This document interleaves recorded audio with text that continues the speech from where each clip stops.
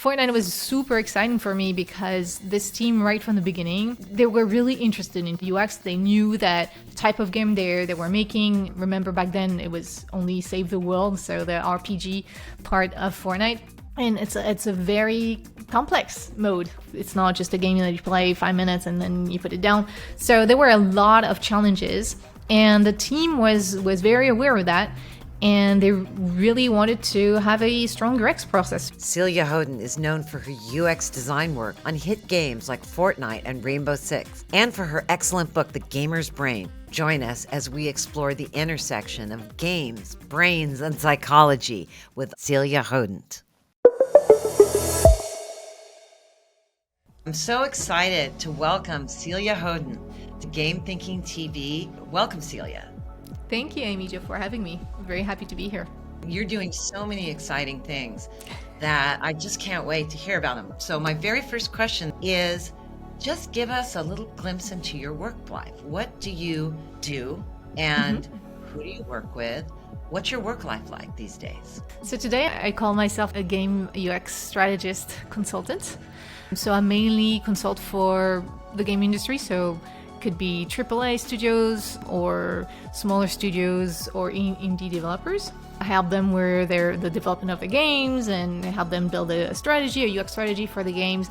I also work a little bit outside the game industry. So with people who are making health devices or apps around education, and these people need to understand a little bit how engagement work and how they can use the amazing capacity for video games to engage good games to engage people. So I do that. I do a lot of training sessions, a lot of masterclasses, just like you do, to train people on UX. What is UX? What is the cognitive science, which is the backbone of UX, how the brain works. And so to explain a little bit better what is important when you build your product, when you have your strategy, and I talk about usability, engagement, methodology. I talk a lot about implicit biases and inclusion as well. I talk about ethics. So I do a lot of different little things, but it's mainly around consulting and advocating for UX and explaining all the science and the cool stuff behind it.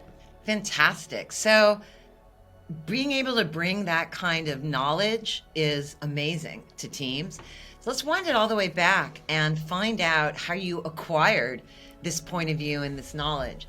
So how did you first get into UX and gaming? I know you studied psych in school, but what drew you into this field? It's really serendipity. I love saying that. So I studied child development more specifically. So I have a PhD in cognitive psychology with a specialty in child development. And in child development, we learned that play is very important for the development of the brain, and also it's very important to maintain those abilities when you're an adult or an aging adult. And therefore it's, games and play as always being a center of interest. And I grew up as a gamer myself. I was playing with our parents, so video games were part of the games we were playing. It was not just video games, but they were definitely there. And so it just happened one day. At some point after my PhD, I focused on educational games. So I was working at VTech, who's a toy manufacturer, is still making toys and video games for educational purposes. And so I started that way, and at some point I figured that I should be working in video games because it's exploding and people are excited about games, and there are also people are concerned about games. So I started to write articles to explain to parents that they should not be concerned about games, but there are some limitations and what they should be worried about. And this is how I crossed paths with Ubisoft. They were interested in hiring someone with cognitive science background because they had back then the Games for Everyone line, and they were making games that were trying to enrich players beyond just entertainment. And so it was really important to understand how to do that in the best way possible. And this is how I started in the game industry. What prompted you to pursue a PhD in psych? That takes a lot of focus and drive. I'm very curious. Were you thinking you would be like a therapist, or were you just fascinated and you loved school? What drove you there? There are two things that are really fascinating to me in terms of what I love to study. It's science and caring for people. So initially I wanted to be a speech doctor, and so to be a speech doctor is interesting to understand, cognitive development and to study psychology. And then when I started to discover psychology, I was like, oh my God, this is so interesting. And trying to understand why people do the things they do and how the brain works and how mental processes work. And I discovered, to me, it was really interesting because I'm really interested into the human, why sometimes we're so bad with each other and sometimes we are also capable of doing amazing things, and also what's the science behind it. And so cognitive science really brings these two things together, and so I just got fascinated by that. And before I knew it, I was already doing my PhD. That went all very fast. Wow. So you got a job at Ubisoft, and for those not familiar, Ubisoft is one of the top game publishers in the world. And you worked there on, I assume, several different games. Yeah, I was mostly working at the think tank. That was the CEO's think tank, because the CEO is always very interested into diving into new technology, how it can serve people and how games can serve people. So I was at the Strategic Innovation Lab. So I was working both with the Games for Everyone line. So I worked on games like my Word Coach, my ACT Coach, stuff like that. But I was also working to see how games can be used to improve people's lives. I also was working with the editorial team at Ubisoft HQ to train all the game developers into how the brain works and what does that mean for games and how we design them. And this is when I started to do a little session about the brain and how to apply that in games, more specifically for onboarding and tutorials, because Ubisoft back then had what they call a design academy. And it was really like a training session for 2 weeks, and they were inviting all the designers and creative directors and a lot of people to come over for 2 weeks in close to Paris to really make sure everybody had the same level of understanding of all these things, and to make sure there's a strong editorial input. And so this is how I started to do training sessions about the brain and how to apply this knowledge to games. Fantastic. How did you find yourself at Epic working on Fortnite? Ooh, okay, that was many years after that. So first of all, at Ubisoft France, I was transferred to Ubisoft Montreal. This is where I started to work with the playtest lab. And this is where I really understood what I was doing. It was the user experience, because it's not my background. My background is not in design thinking or HCI, user experience. But of course, user experience is applied cognitive science. So it all made sense to me. And this is really the transition between France and Canada. This is when I really realized, this is what I was doing. So I applied that at Ubisoft Montreal. We had a very strong playtest lab, and I worked more specifically on Rainbow Six franchise. But then I got a call from LucasArts asking me if I wanted to start the UX initiative at Lucas and work on Star Wars games. And I'm like, how can I say no to that? I was a huge Star Wars fan, and so this is how I ended up in the US. That was not planned at all. I just wanted to be in Canada maybe for a few years and to discover, how is it to live in a different country. And then I started to work in the US, and as you know, it ended much earlier than I thought because Lucas was acquired by Disney, and Disney closed LucasArts, and this is when everybody got laid off, as per usual in the game industry. And this is how a bunch of people from Lucas moved to Epic, and this is when I joined Epic Games, and then I became the director of UX there. What was that like? Intense. I'm sure it was lots. That's a really broad question, but let me preface it by saying Fortnite is just a phenomenon. Unreal Engine is a phenomenon. My kid plays all the time. I'd say playing Fortnite with her friends got her through the pandemic, just in terms of staying connected socially. So like you, I'm such a big believer in the positive power of games because I see it all the time. Yeah. And Epic is a storied company. But I'm sure it's, it's real, it's full of people, there's challenges, there's difficulties. But you were laid off from Lucas, you got a job at Epic. How long were you there, and what were some of the strong impressions, moments where you went, oh wow, I'm really learning something here? There's times you had to maybe struggle with a team to get them to understand something, or all those realities of doing UX and games, working with a team. Well, all of that.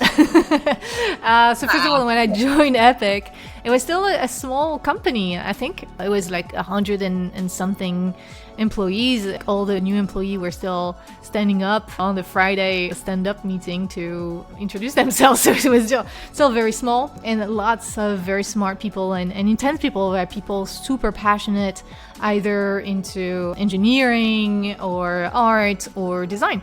And so that was really, really interesting. And I got, the opportunity to boot the UX initiative there. So I started, as UX person of one as often. And then, I built a team and I built a playtest lab there.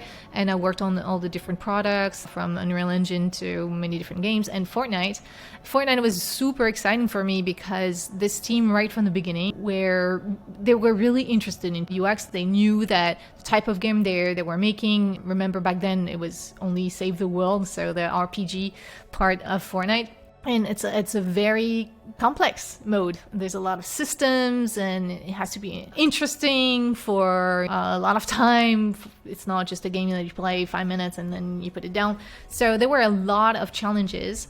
And the team was very aware of that, and they really wanted to have a strong UX process. So I got the chance to work with them fairly early in the process, which is rare, sadly. When we work in UX in the game industry, we're oftentimes called too late. But with Fortnite, it was actually very exciting to work with them early and have the game in online test for nearly 2 years. So we were really doing that iterative and design thinking process, having the players at the center of what we were doing. So that was pretty cool. Of course, there were challenges and it didn't happen overnight, but that was very, very exciting. So doing UX on a game team is an amazing role.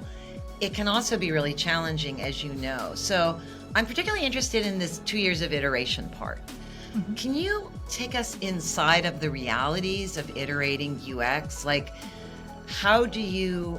One of the things that people struggle with a lot is balancing their metrics and the data they can collect from people's behavior with interviewing people, watching them play, understanding the why behind their behavior, the emotions, etc. As a UX designer, particularly I'm interested in Fortnite, how did you balance those kinds of data? Was the whole thing instrumented so you could see how people were progressing through your onboarding funnel? Did you interview players? Did you do playtests where you observe them? Maybe all of the above. So Can you tell us a little bit about how do you tackle polishing a UX like that? Mm-hmm. Yeah, we did all of that. So on Fortnite, I was acting as a director of UX. There were some UX designers specifically on Fortnite working on the game. We have to have a holistic approach if we want to make sure to understand what's going on and why. Why are people doing certain things? Why are they not understanding certain things? Why are they getting frustrated at some point? The interesting part is I got the chance to give a few GDC talks as the game was in development. And so I explained all of that during these talks, and there were some challenges, and they were trying to cross data to try to find out what was going on. Like, for example, we had some players that were getting frustrated at some point where they were reaching a certain level in the game. They found the game too grindy, and we're trying to figure out, okay, why is this a problem? Is this like the type of game that at some point people find it grindy, or is there really a problem? If there is a problem, where is this coming from? And how we can solve it.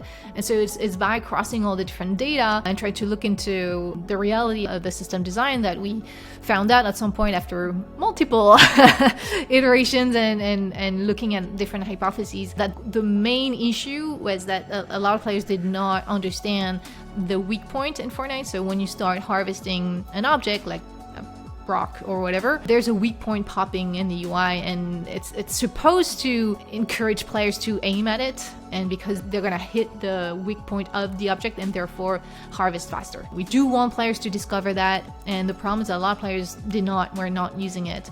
And so of course at some point when you reach a certain level, when you really need to harvest a lot of things, they were starting to be really painful because they were harvesting way too long. They were spending a lot of time to try to harvest something because they were not using the weak point.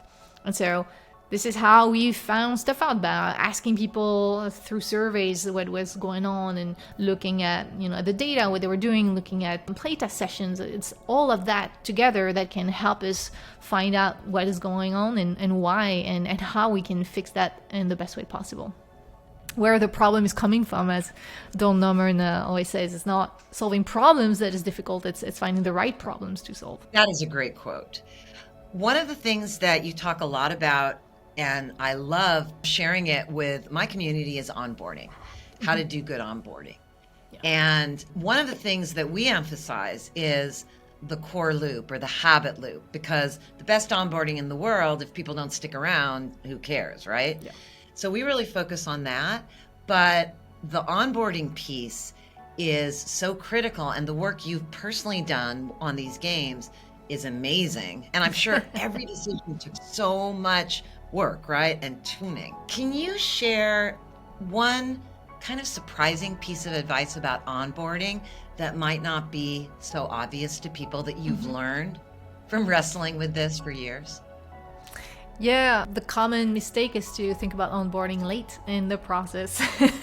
So we develop the game, we develop loops and all the systems, and then where we're close to shipping, like, all right, how are we going to introduce all that to players? This is way too late to do that. So what I advocate for is to have an onboarding plan, as I call it. Is to think about it really early on, as soon as you have all your systems and features, like at least you have a very strong idea of what's in the game. So during pre-production and at the very least when you start production, this is when you should have a plan about how to onboard all players. So it consists of making a list of all the things that players are going to have to learn in this game in order to have fun in the game. And then we try to sort it all out. We define, what is going to be easy for players to learn. And by easy, we mean, well, we're targeting that type of players. And if they are already, FPS gamers, and they are aiming and shooting in the game, it should not be too difficult for them to learn that. And if there's building in the game and that's fairly new and it's very different from building in other games like Minecraft, then we can expect that it's going to be more difficult for players to learn about this because it's new and they're not familiar with any of that.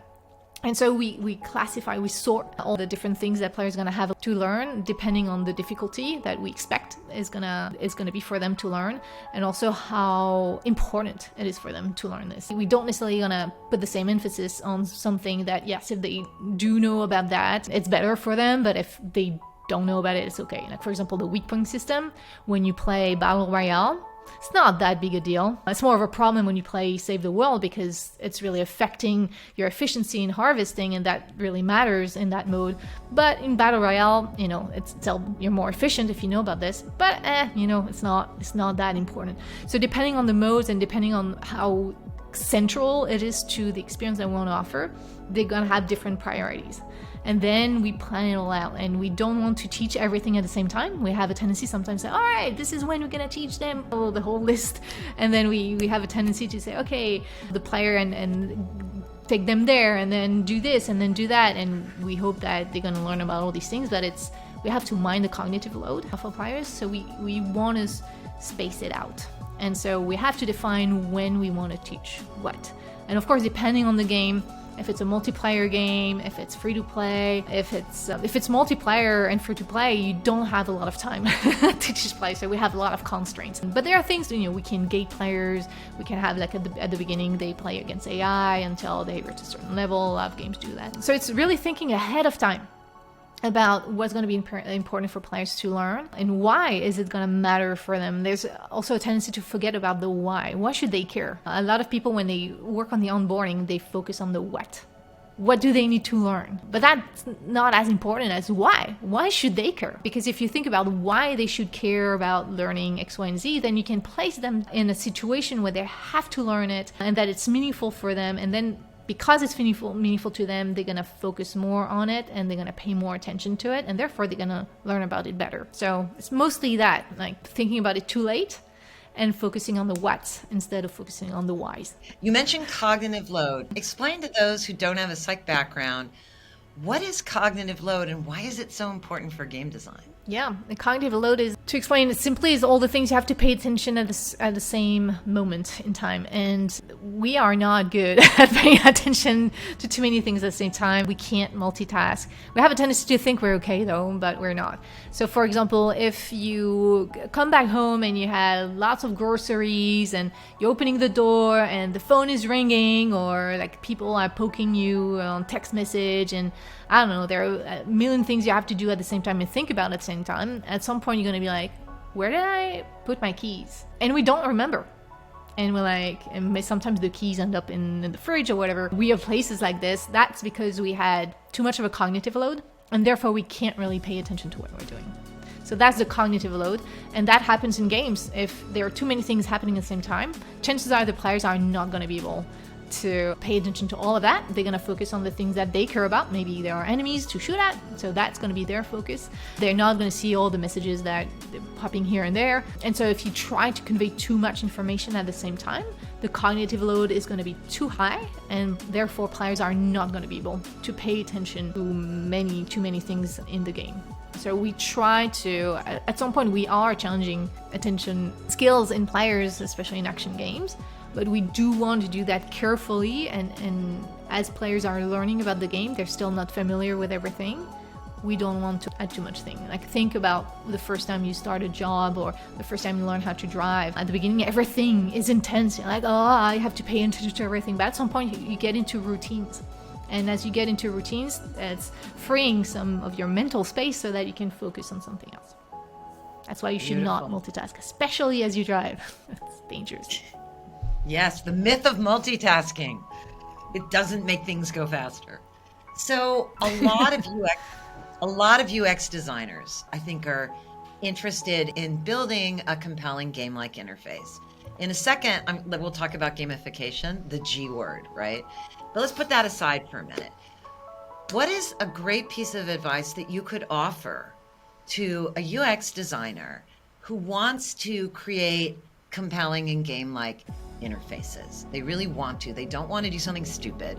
They want to put all the things that you're talking about into practice. Mm-hmm.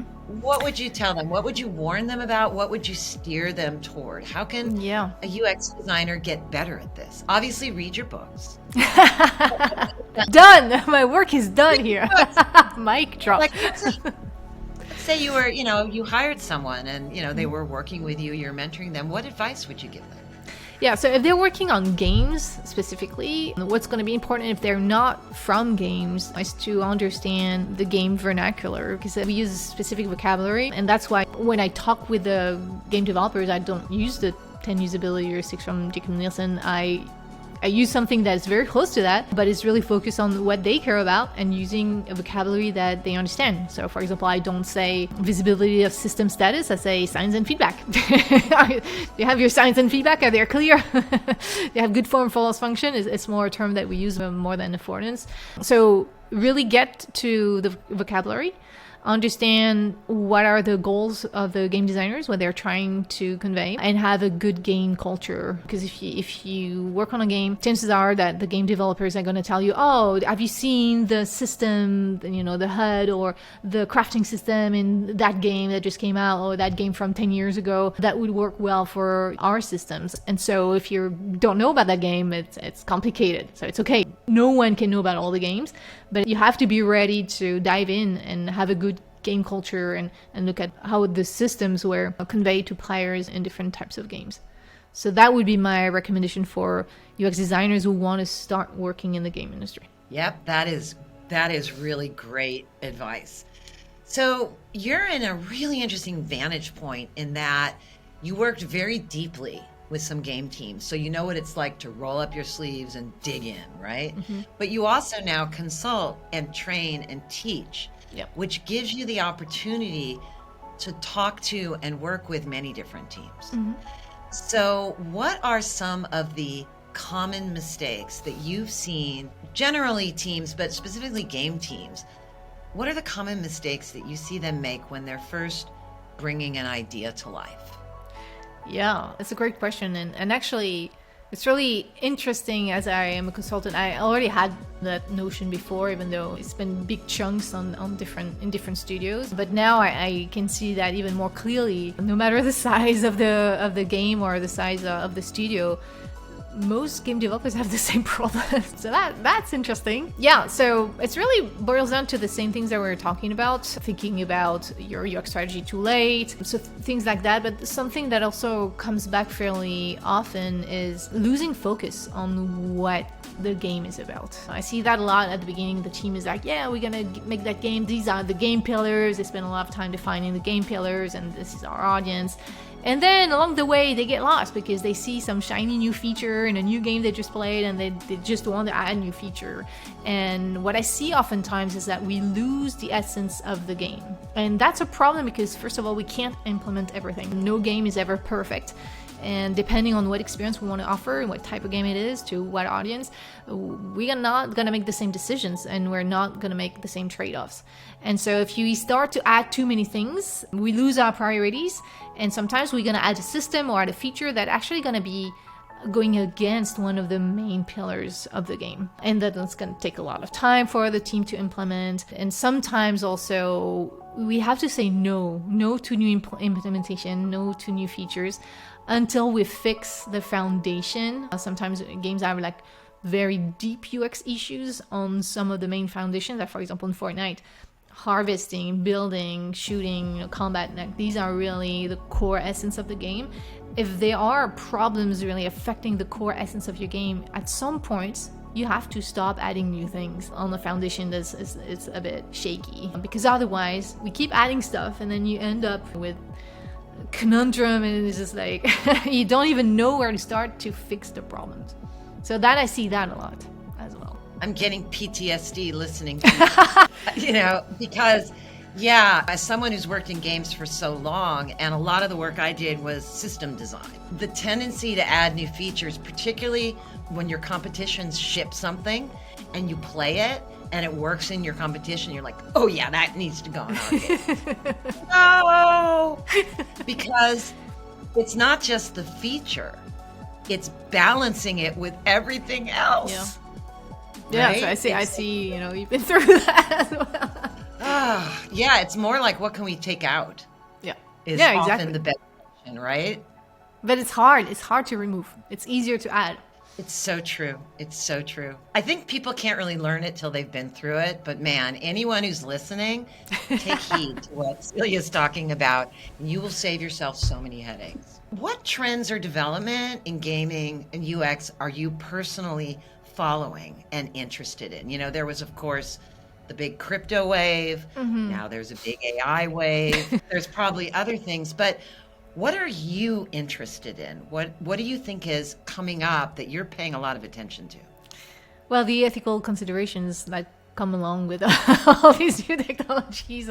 Tell us more. Tell us your thoughts about that. Yeah, so ethics is really important as UX professionals. Sadly, we sometimes lose sight of this because we always need to convince the upper management that what we're doing is important. And so sometimes we have a tendency to forget that we're here to protect the users, defend their best interest, that UX has to be benevolent. We're here to improve people's lives with technology or with games. And so we already see, without even talking about new technology, we already see problems around what we call the attention economy, and in certain games where players are encouraged to come back and they're engaged with the platform or with the monetization instead of being engaged really with the game itself or on top of it. And these are shady practices that we should really start to clean up in the game industry, especially since we consider ourselves as an art form.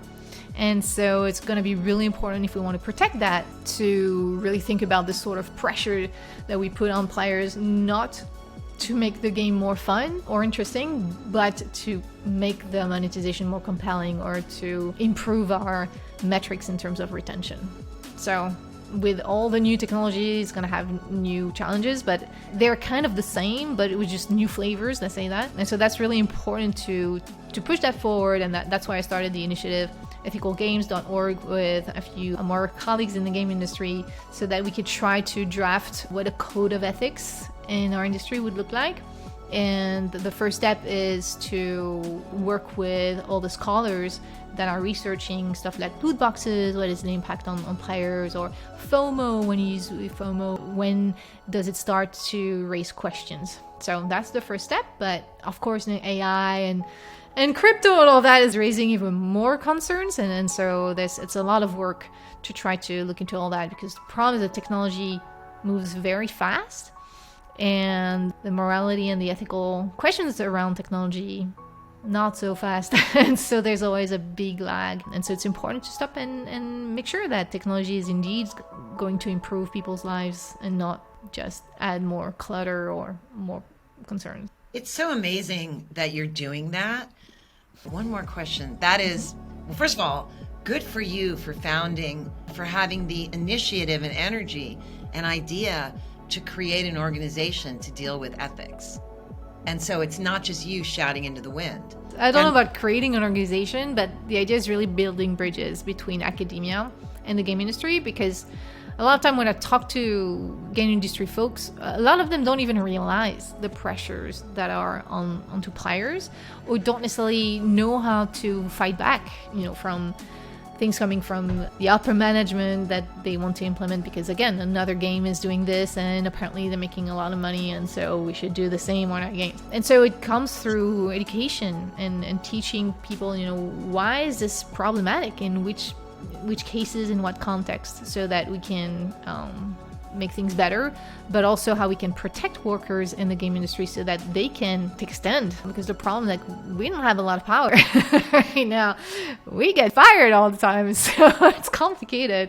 So it's also about not just protecting players and not just thinking about the code of ethics for players, but also for the workers in the game industry. Yeah, what you just mentioned is a behind the scenes harsh reality of the games industry that a lot of people don't understand, which is that people staff up for a game and then they let everyone go, and studios get bought and they let everyone go, like at LucasArts. So the games industry is very volatile. Yep. And the idea that you have a job, there's really no job security is what I experienced. And I think, so it's great for you, for instance, if you have your own business and you're a consultant, that's your job security. Yeah. Yeah. It's not super secure, but as long as I have clients, it's fine. Right. But my experiences in the game industry is part of why I set up a company and took projects rather than getting a job. It's just very, very volatile. Yes. But it's also there's nothing like it, The people are amazing. It's exciting. Yep. Yeah, that's why we're here. We have to be passionate about games, because otherwise, why bother? It's complicated. Yeah. Yep. It's a tough industry, but it's an incredible industry at the same time. I agree. So thank you for your work and efforts. I really appreciate it. I'm going to dig into it. And again, we'll share links with all of you. So now, for you personally, Celia, what kind of projects light you up the most?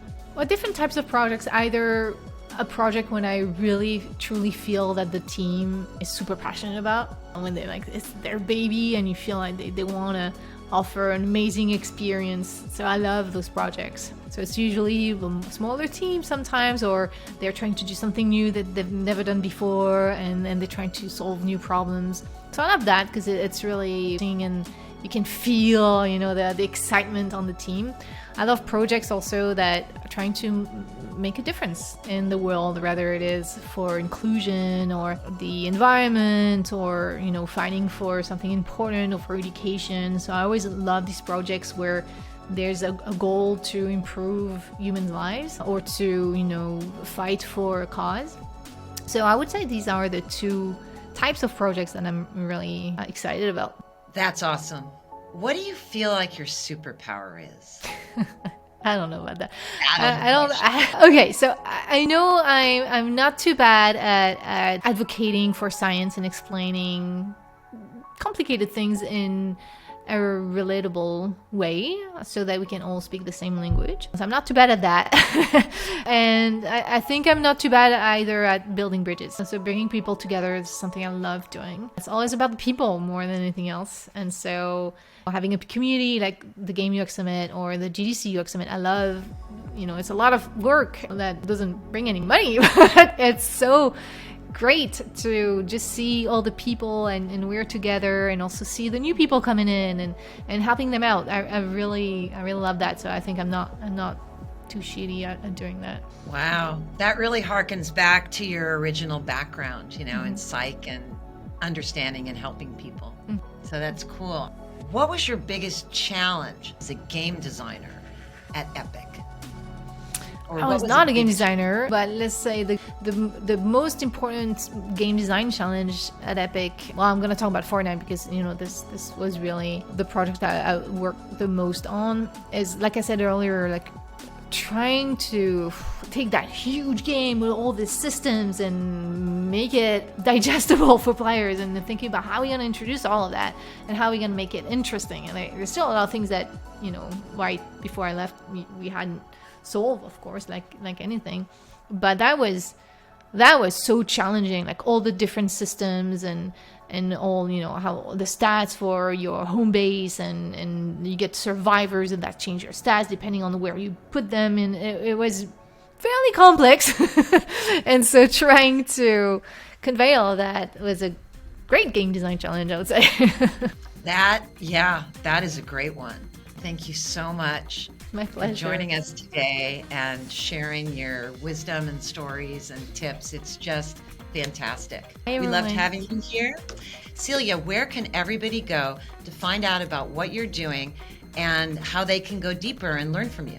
Yeah, well, the easiest way is to go to celiahodent.com, and this is where you can find a bunch of resources. You find my next masterclasses, see my books there, and you find a lot of other resources. Fantastic. We'll make sure everyone gets that link. Thanks, everyone. Have a great day. Thank you.